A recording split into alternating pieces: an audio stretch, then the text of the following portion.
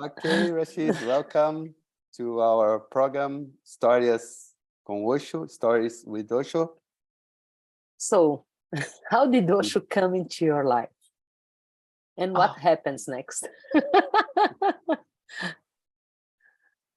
It's a long story. I could take a whole hour just telling the story. Yes. But basically, I'm an artist painter. And at a certain stage, I left London, where I was teaching and working, and bought a farm, and a little self-sufficient farm, just to take care of my own needs, basic food and everything.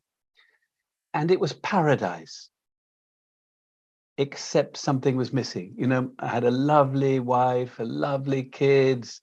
I loved the work I was doing, because sometimes I used to go and teach art as therapy.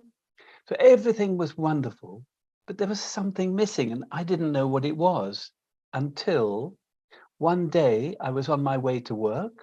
I was driving. It was midwinter. There was snow this deep, and the roads were really bad. And I thought, I can't go to work. So I stopped at a little roadside telephone booth. They used to have telephones in those days. And I was calling up my work to say I can't come. And I looked up, and there was this big yellow Shell petrol tanker coming sideways down the road towards me. He was sliding in the snow, and he hit the phone box like that. There was broken glass. And in that moment, I saw him. I saw the horror on his face, and I felt, I haven't lived. I don't know what I'm doing. I don't know what I'm doing here. Anyway, he jumped down. He said, "Are you okay?" He shook my hand. I said, "Yes, I'm fine." But I knew everything had changed. My life was changed. I didn't know how. I didn't know what. I drove home very carefully. And then the next thing that happened was, it was Christmas time, and my son was at a little school where they had a Christmas carol service. It's like an English ritual. I don't know if they do it in Brazil, but every Christmas, and they sing certain songs for Jesus, welcoming Jesus. And I went to that, and it was an ancient church. Like, the church was probably more than 1,000 years old.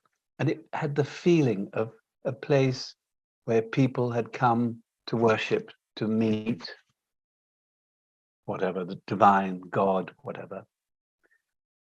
And when I heard the children's voices singing, and like silver going up into the rafters, I just started crying. I'm nearly crying now, actually. And I realized that it was something to do with the Christianity I'd rejected long before. I was about 35. And we had a sort of conversation with the vicar, the priest, and sort of something was happening for a little while. But after a few months, it was clear. My wife and I both thought, yeah, no, this isn't it. And actually, what brought an end to it was the priest and the head of the church, the local church, came and said, "We hear you were swimming in the river on the Lord's Day." And it was true. In the summer, we'd been swimming in the river, beautiful, clear river. And they were coming to judge me for taking my children to swim in the river on a Sunday. And we argued, and I quoting the Bible and quoting this and that. And in the end, I just said, fuck off. That's the end of it. And that very weekend, we got a book came from Osho. £1,000 arrived from somewhere for some paintings we'd sold. My wife was a painter too. And we both sold some paintings, and we got the money. A holiday we had arranged got cancelled. And what was the other thing? Oh, somebody, a friend, said, "I need somewhere to live. Can I come and stay with you for a bit?" And he could look after the farm. within 3 weeks, we were in India. And it was just, I just want to say about the book that came. I was in the early morning milking the cow in the cow tie. And my wife came in and she got this book. Actually, it was this one up here. Bhagwan, I wanna see. my way, the way of the white cloud. Ah, wow. And she read one paragraph and we're both in tears. We went inside to my friend who's an actor and painter, and we read him the paragraph and he's in tears. And it was just Osho talking about relationships, about the use of our time while we're in this body, about not getting bogged down in the small things. And this was exactly what I was wanting to hear. So within 3 weeks, we were in Pune. So basically, that's my story of how I met Osho. What year was it? This was in 1977. 77. And yeah, and I was exactly 40 years old. I was 40 years old. And how was to meet Osho? Well, it was extraordinary because in a way we were that generation who'd seen that all the past, that Victorian leftover, the 1900s, 20s, I grew up during the war, the World War. So we saw that wasn't the way. Yeah, so we had been looking for community, and it was difficult to find people who could commit. So suddenly walking through the ashram gate, the gateless gate, and it's like you're going from monochrome to technicolor. You're going from gray to vitality to life. There were just people who looked so beautiful, like you guys actually look so beautiful. And everyone had long hair, long beards, men, women, kids. Everyone walked so relaxed. And, like they're carrying a big bulk of wood on their shoulder or a ladder or a baby or a clipboard. They just moved with such ease. It's like, I'd never seen that. I'd never seen such beauty. And the greenery after that dirt and dust and squalor and heat of India coming up in the taxi from Bombay. Suddenly you're in this greenery of the trees and lush vegetation and the orange of 1,000 people, actually less 500 in those days. It was mind-blowing. And it was, for me, it was absolutely clear immediately, if he can create this energy, I'm with him. It's what I want. We got a farm there, we got children, relatives. I'd got 2 daughters from a previous marriage, but somehow this was it with Osho. And we took sannyas on the 2nd or 3rd day there, 3rd day, I think it was. And he gave me and my wife the same name, actually, Rashid and Rashida. Years later, she dropped out, actually. It was not her thing, although she thought it was for a long time. But anyway, yeah, and and it's been very clear for me that he was the guide who pointed me at myself, who pointed the direction, which is not out there, it's in here. That's what I needed to hear. That's what we all need to hear, actually. And what's the meaning of your name? Lovely. It's 99 names of God in the Muslim faith. And the 98th name is Rashid, and it means unerring, without error. So my name, Deva, the divine is without error. The divine is always right. And when I say little Rashid is in the way, then it all goes wrong. So so it's a very good lesson in the opposite of what our culture teaches us. Like you have to do it, you have to go for it. he just stood it all on his head. And then when he's giving me sannyas, when he's talking about it, he says, don't just do something, sit there, which is exactly the opposite of what my father was always telling me. Don't just sit there, do something.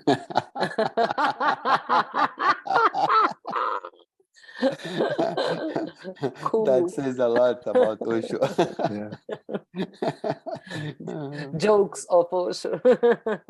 Yeah, madman. And did you stay in Pune? I knew once we had 2 clear months, which was January and February of the next year, and we had to be back for this farm. I needed to be back for the lambing, for the sheep to have their lambs. I needed to be there for that. So we said, let's go back, let's sell the farm and come and live here. And that's what we did. And then I stayed with him all the way from Pune 1 till the ranch, Pune 2, until he left the body.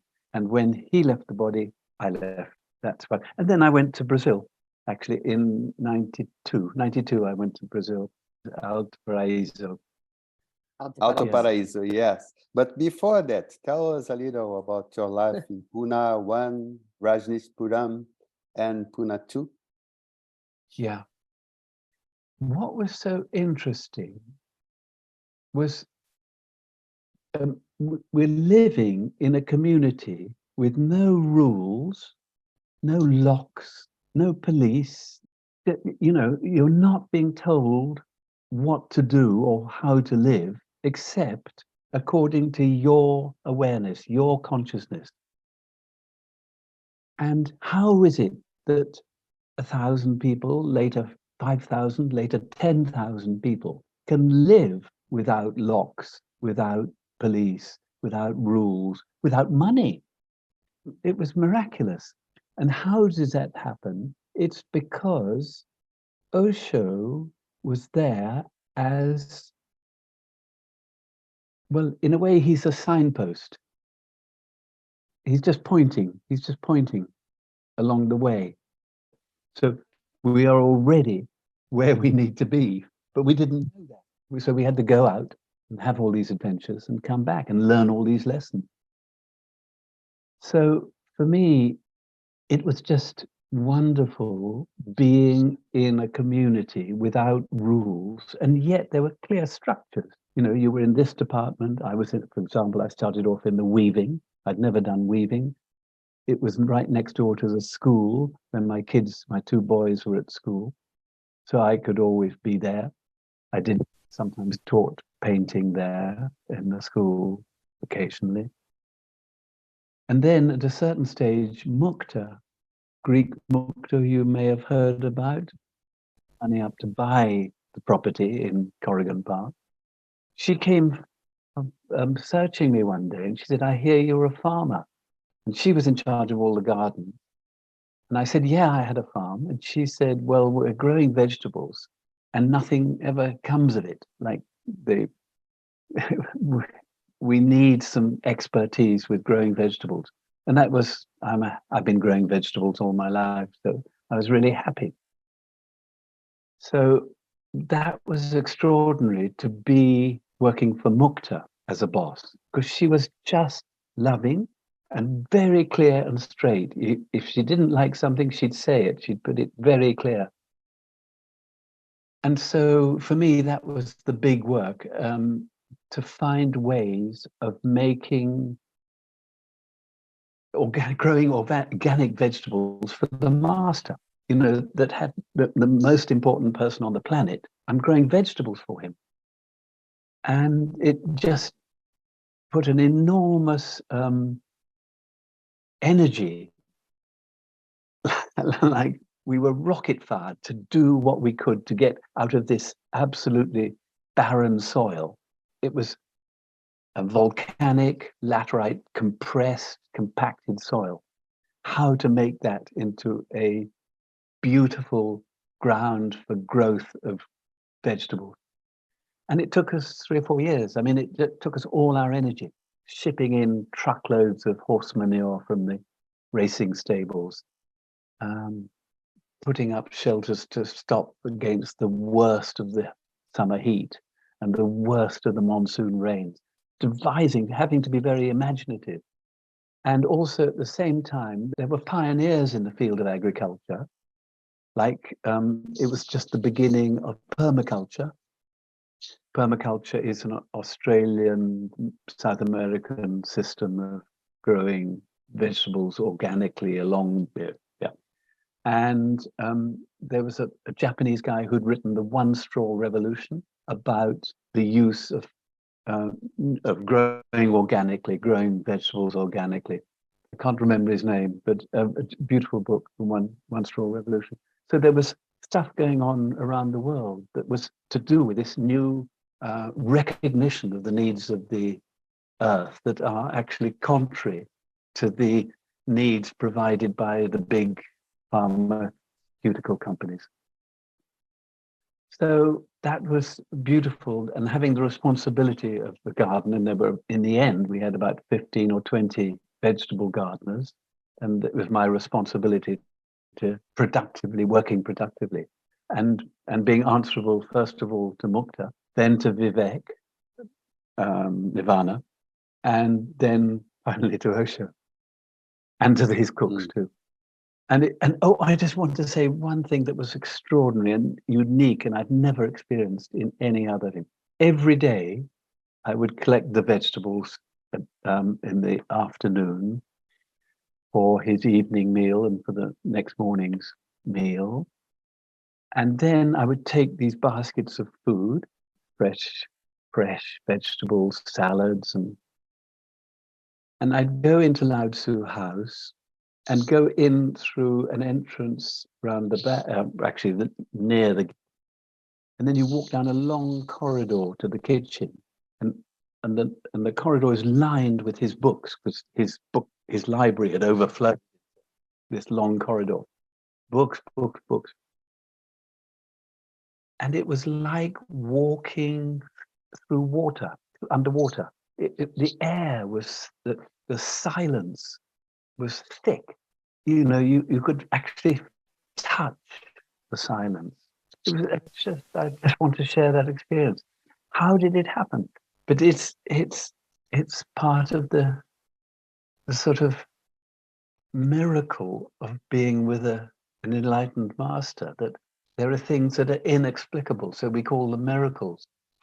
And I don't really believe in all those walking on water, turning water into wine. I think they're metaphors.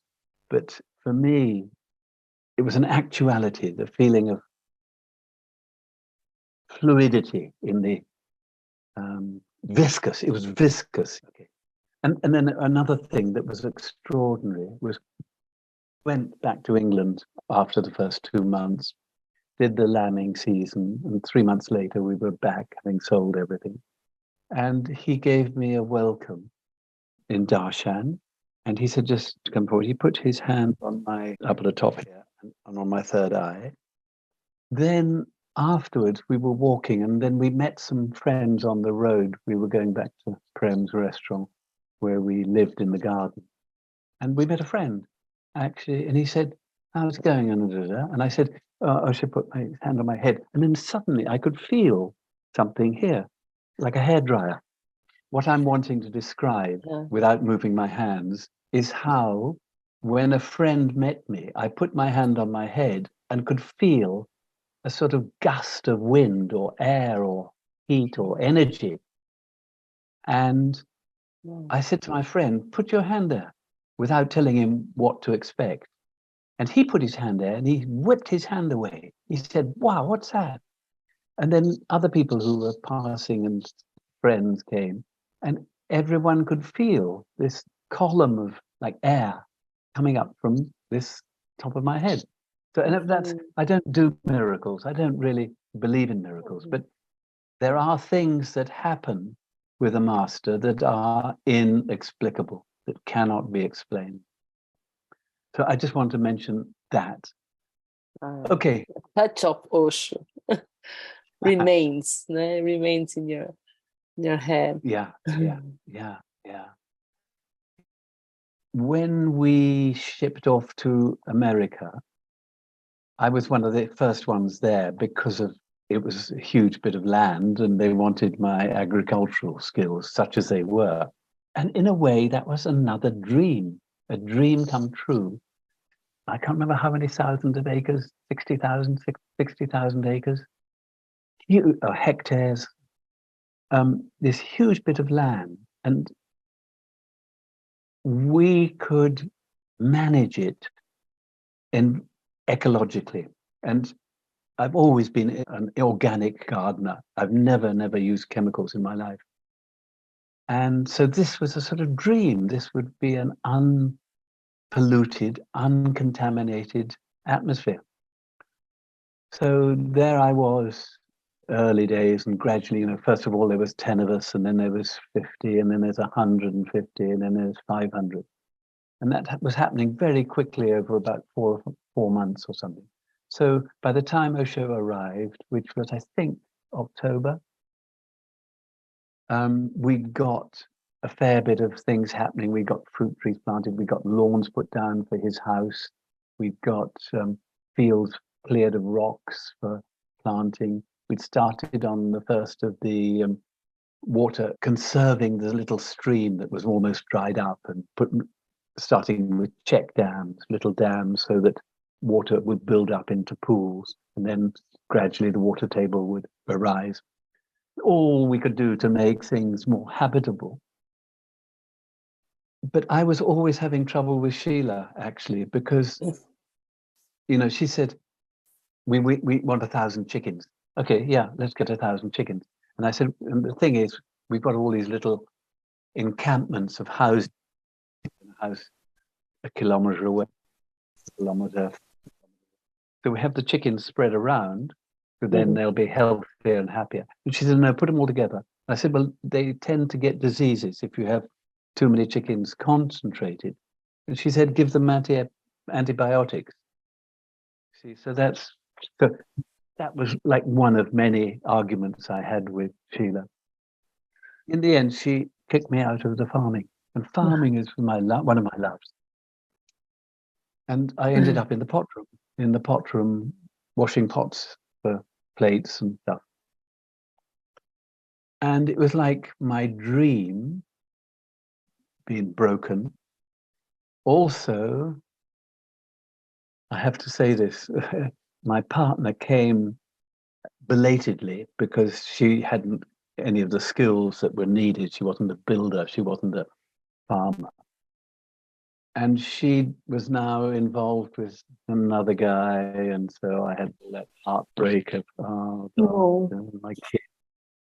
And, that was my low point of sannyas, when my lover had left me, my job had left me, I was without meaning.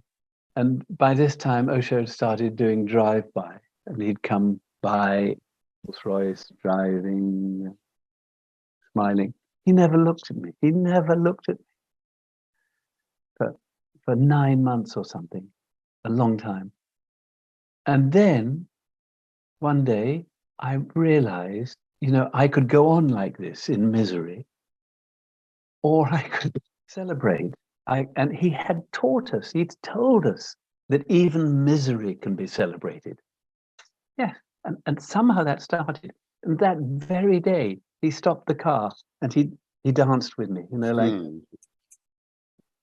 I don't understand these things. So from then on, I realized, I think the realization was that I'm responsible for myself. He's not going to make me enlightened. And so I started celebrating everything. And immediately I got moved out of the pot room into construction, which I love, carpentry I do a lot of anyway. And that went on and on and on. And I remember seeing that a lot of people were very upset with the way things were going with Sheila, her dictatorial, sort of fascist way of reading this. But I felt okay. you know, I even wondered why I wasn't feeling all unhappy and miserable about that. And actually, funnily enough, I was having dinner with Manisha and Devaraj and the guy who did the Shanti Badras, who was one of the poisoners, her husband, Riten. That night, we just decided to have dinner together for some reason. The night that it came out that Sheila had left. And suddenly hearing all these stories of what had happened, it was so shocking. You know, like it was so that it had been happening under our noses. People being poisoned in the dals, people being poisoned in the ashram. Amrita, Dr. Devaraj himself being poisoned. You know, we didn't know any of this. And suddenly all these stories are coming out because he knew a lot more than I did, of course. Yeah, so that was very, very difficult. And I remember when it all closed down, I went to stay in Spain. I went to live with a friend in Spain.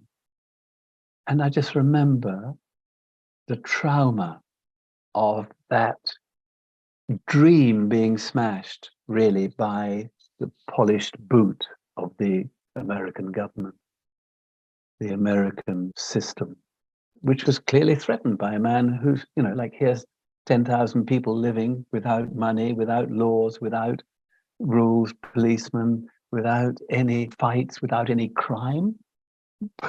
We got to get rid of these guys. So the ranch was finished, and and you went to Spain during the world tour, yes? Yes, yeah. And it looked like at one stage that Osho was going to come to Madrid. And so I went to Madrid with this friend and another couple of friends, Spanish.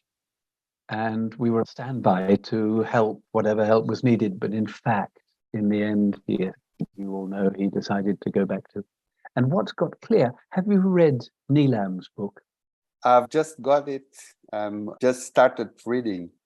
It's a beautiful book. It's a beautiful book, and it's stories that we didn't know. We didn't know. It's got the inside stories about why and how, what was going on with Osho.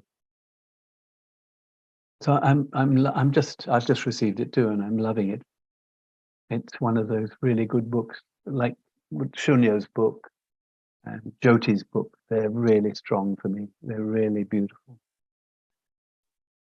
Okay, where was I? Oh yes, I just want to say that first 2 months after the ranch ended was pretty traumatic, in the sense that so much that we had trusted in and believed and hoped and worked for was suddenly, and it was done maliciously by the Reagan administration.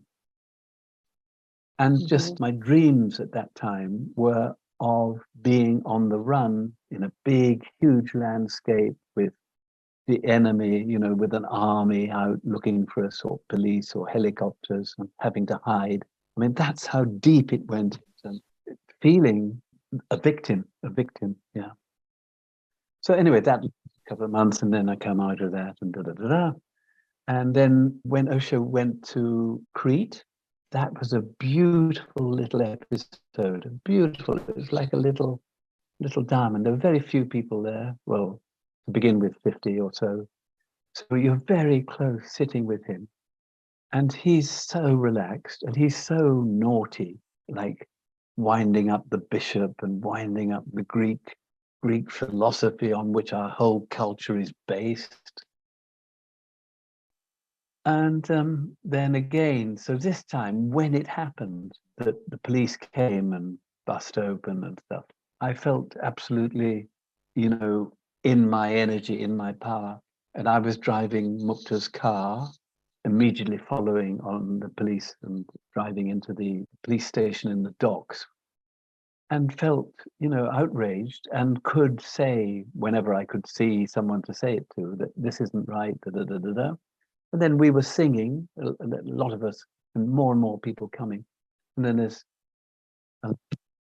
100, 200 people outside the police station singing, you know, beautiful Osho songs. I love that. The celebrating everything, celebrating misery, celebrating disaster. Yeah, and then I came back by car. We drove back, my Spanish friend and we stopped at that new therapy place that was being run by Tirtha, and Devraj, the doctor, was there, and the dentist.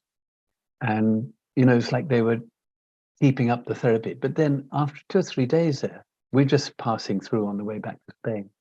We suddenly realized that actually he's not with Osho anymore. He's not saying it really, but he's saying, well, he put his hand on my knee at one stage, Tirtha, and said, well, I think you'll understand that we now need to get together and hang together and forge our own path.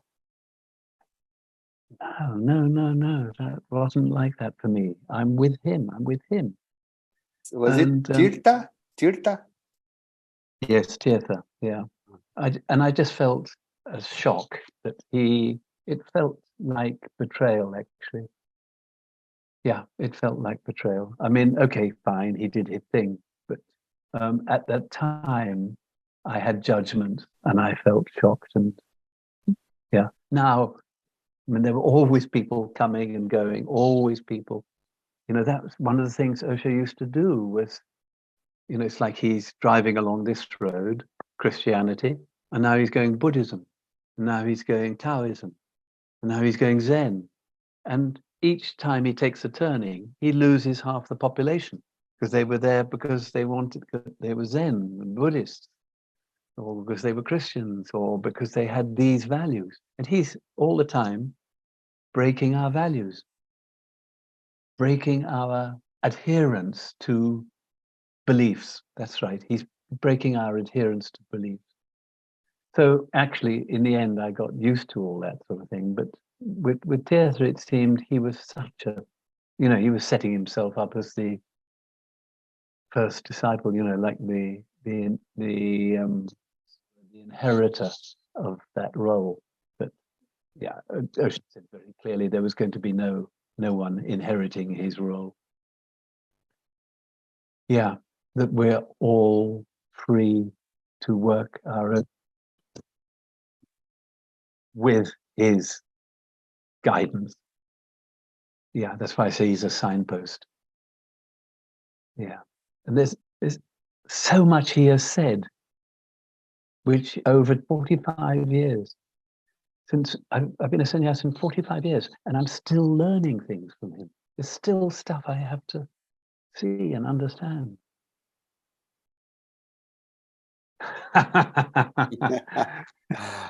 And then you went to India, back to India, right? Yes. And then I worked in Lao Tzu Garden as his bodyguard. And that was very beautiful. There's a guy called,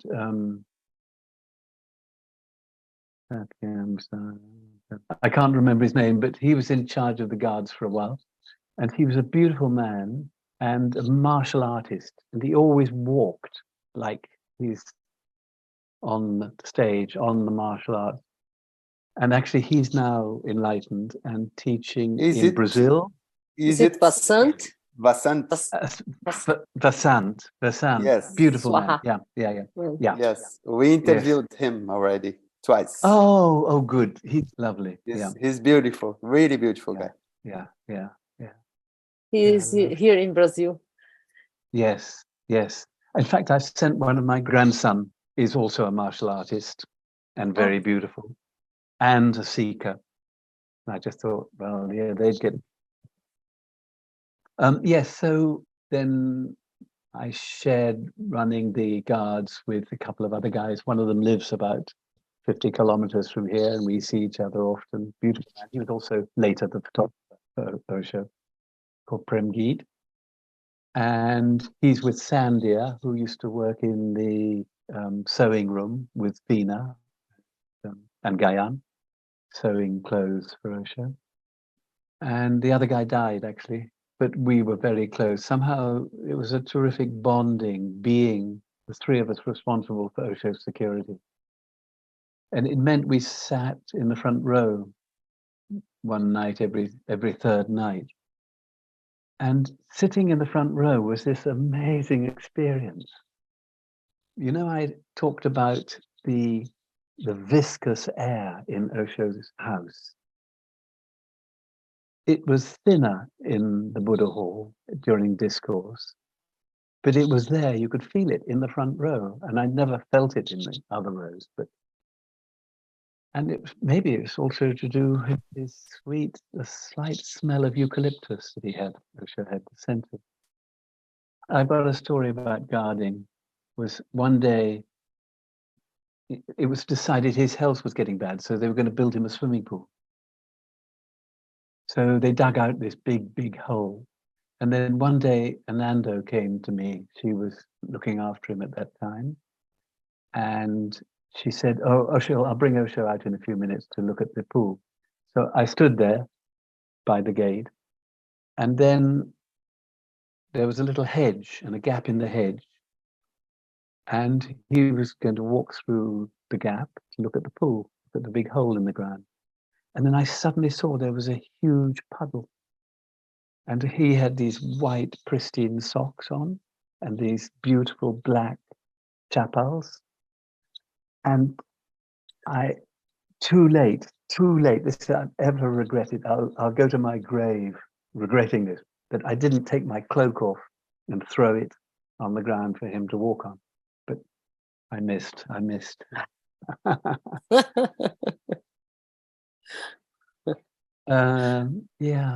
Yeah.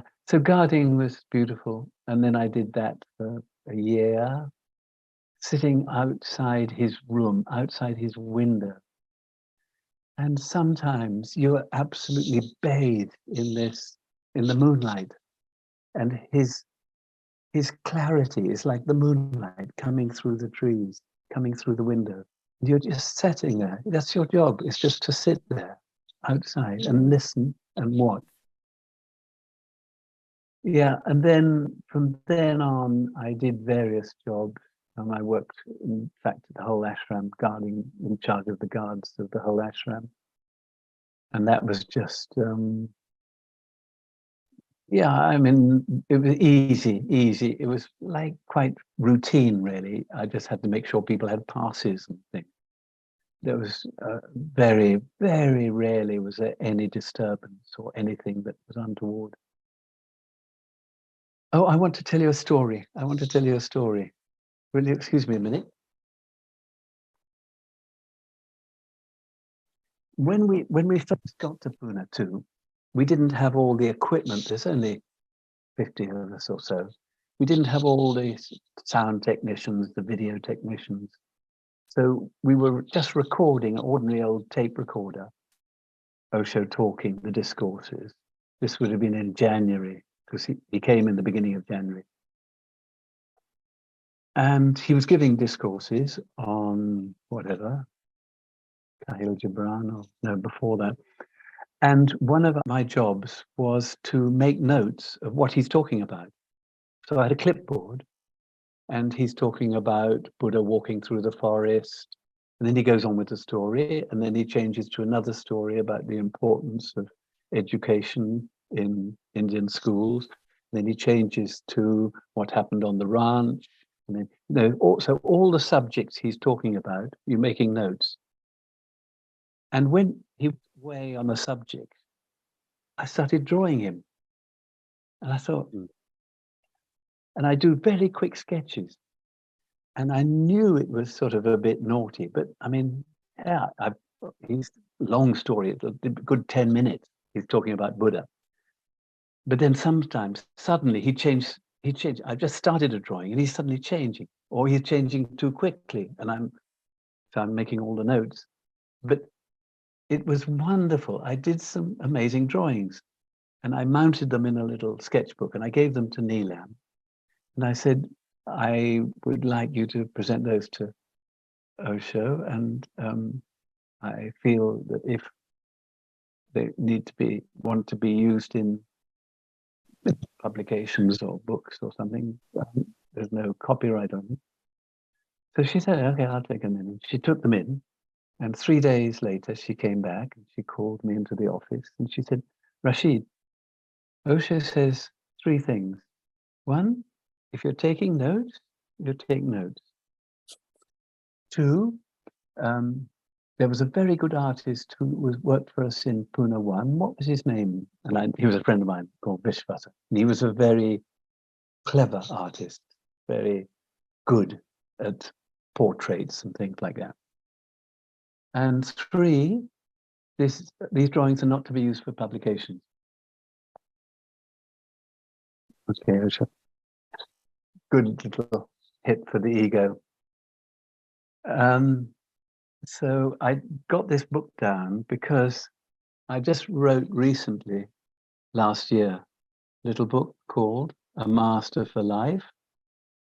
And it contains some of the drawings. Aha! Oh. With little verses, like, I'll just read you one verse. I sit in silence twice a day because 40 years ago you said to. Now I see why. Osho. They're all little 3 lines ending in Osho. And the next one is, in all the garden greenery, a single crimson rose leans towards the sun, like I lean to you, Osho. And so there's another. He didn't like them. He didn't want them to be published. Some of them are a bit crazy. I'll show you really crazy. How can we get this book? I just printed 100 copies and gave them to friends. So, but yeah, there are no more, I'm afraid.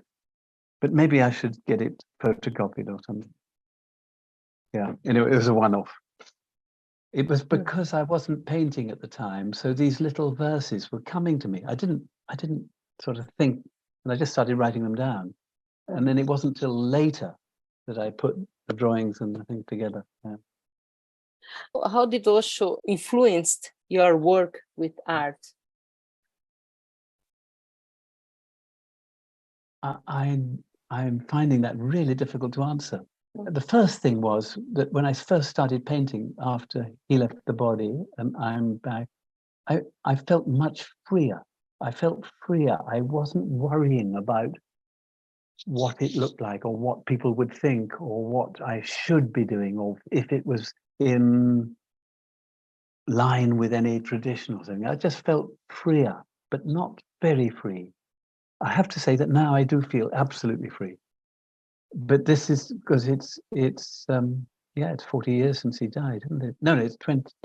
How long since he died? 90.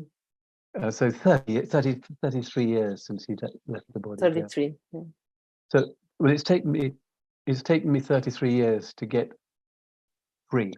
Really, I feel now whatever I do is coming from that place of no mind, that place. He was very clear that there's objective art and there's subjective art.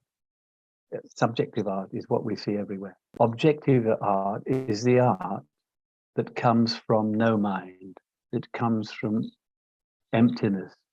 And of course, all the great artists, the Michelangelos and Cézanne and Matisse, they combine both. They know that moment when they're no longer painting. It's just the brush is doing the work. The elbow is doing the work.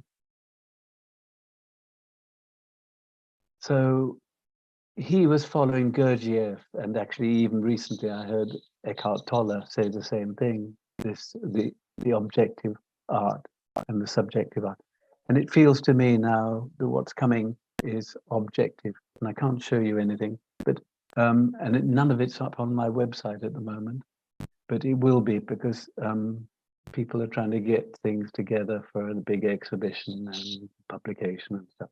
So that's about to happen. But anyway, yes, his influence on my art is total because his influence on my life is total. I've become human. I've become more human. The expression of consciousness that I'm longing to be and this world needs. I'm moving into that field. So yes, that's my answer to that question. Mm. Could you tell us a little about your eco-environmental projects? Right. One of the things I was asked to do towards the end, there was a bit of wasteland way out the back of the ashram. And it was a barren piece of land with a few thorn bushes, a few termite mounds, a few scraggly trees that were always having their branches cut, and so they were never healthy. And I got given the project to bring it back to life. And so the first thing we did was a lot of research, like how to clean water. There was this sewer running through it. How we designed and built pools that are entirely cleaned by plants. Different plants can clean water. Drills to stop the plastic and the big stuff coming down. And then working out which of the trees were native, having different flowering times so that there would always be something amazing, beautiful happening. Which were the endemic species that would attract the local species, which were all in decline. Like when I first went to Pune 1, there were monkeys everywhere. In Pune 2, we never saw monkeys, or rarely saw them. We used to see great flocks of fruit bats flying over every night. I mean, millions, probably millions of them. And then towards the end, you just see, lucky if you see 100 in a night. So what that was my love and my job, was to find ways of bringing that back to life, and to do it in an environmentally friendly way. Actually, Osho left the body before the work really started, so I just left a huge lot of research and plans. But that came in very helpful, because later we had a similar sort of issue in Brazil, like how to make that bit of the Cerrado more fertile, more giving. Because my understanding was in the old days, before us Europeans came to Brazil, the Cerrado was not much lived in. They passed through it, but didn't live there, the native Indians. And so anyway, so that was sort of thing. And then the same again, I've done it in a number of places, a number of times. But what I learned really, I mean, it's a whole long learning curve, starting with my little farm, with a garden as a child, actually. Just recently, I was in the house where I grew up in the war, and I saw the garden, and I realized that that's how I survived, by nature. Nature gave me what it was needed in the sort of shocks and traumas and disasters and horrors of the war. Somehow my little garden, growing little carrots and things, had given me something which is still with me. I'm still growing my own vegetables. Osho Lila, they had a nice project, about 8 or 10 acres, to make that. It was just fields from sort of agribusiness, the same grass, no flowers. We did a huge job planting trees, flower shrubs, making waterways, and making it. That was the thing, to make it where humans and nature could be in harmony together. So it's not humans taking over, nature taking over. It's a place of harmony. That was been a joy in my life. Hmm. How do you see Osho's legacy today?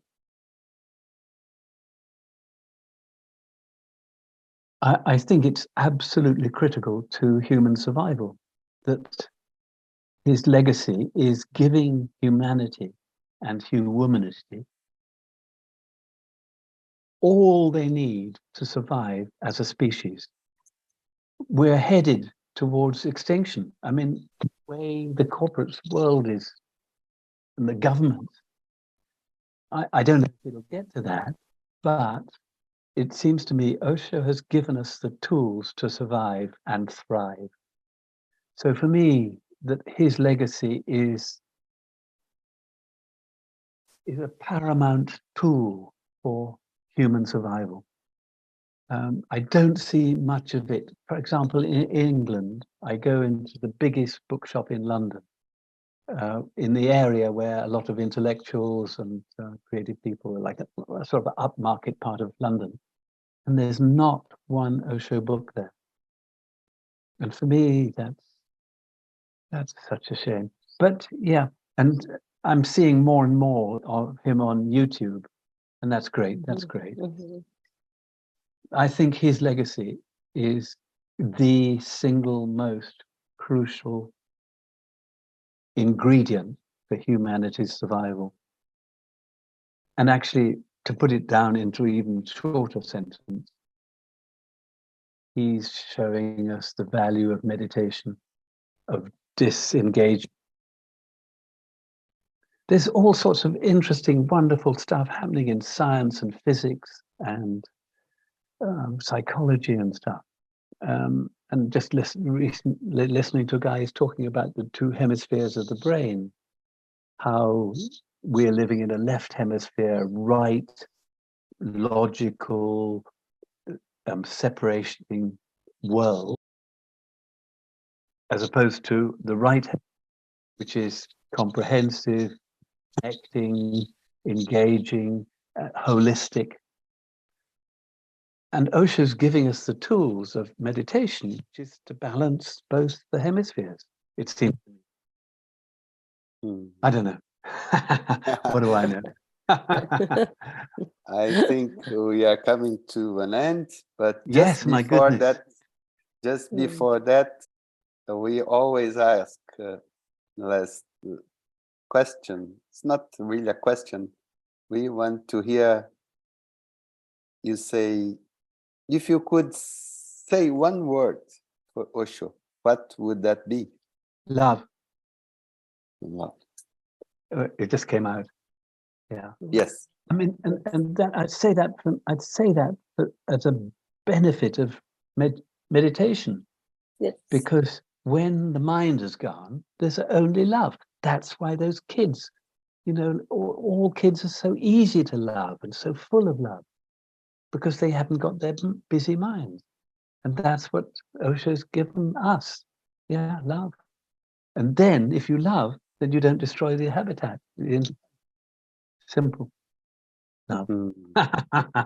Love. Okay. I love you guys. And I love you guys for doing what you're doing. I'm so grateful. Thank you. We are also so grateful for all our guests, and we are very happy to do that. It's just a little way to give a little work. Really testimonials, really, really stories. Living books. Yeah. Living books, beautiful. Living chapters. Yes. Yes, I'm going to write that. Okay, thank you so much, Rashid. Okay. Thank you so much. If you have anyone that you think would like to talk to us, please suggest us. We are open to that, okay? I will. Yeah, lovely. Okay. Bye. So, namaste. Osho. Osho. Wonderful. Wonderful. Okay. Thank you very much. Thank you so much. Bye.